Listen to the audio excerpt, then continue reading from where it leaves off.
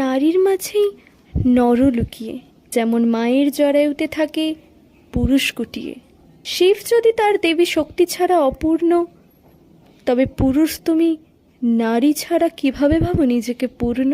শুধু কি তবেই কামের বশে বাড়ি নিয়ে আসো ছি বানিয়ে? কেউ কেউ নিজের সম্পত্তি ভেবে তাই কি রাখো আলমারিতে সাজিয়ে? পুরুষত্ব বাড়িতে কেন?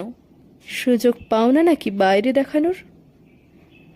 নারী যে তোমার সংসার সাজালো, আর মাতৃস্নেহে অন্ধ শাশুড়ি সংসার ভাঙল।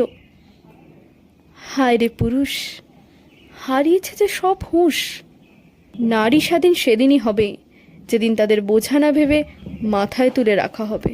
নারী পুরুষের অধিকার সেদিনই সমান হবে, যেদিন সিদ্ধান্ত নেওয়ার পূর্বে নারীর মতামত নেওয়া হবে। নির্যাতন যদি শুধু শারীরিক হতো, তবে কি মানুষ দেহত্যাগের আগেই হেরে যেত? সংসার যে স্বামী স্ত্রীর খেলা নয়, এ যে সুখ স্বাচ্ছন্দ্যের চাবিকাঠি।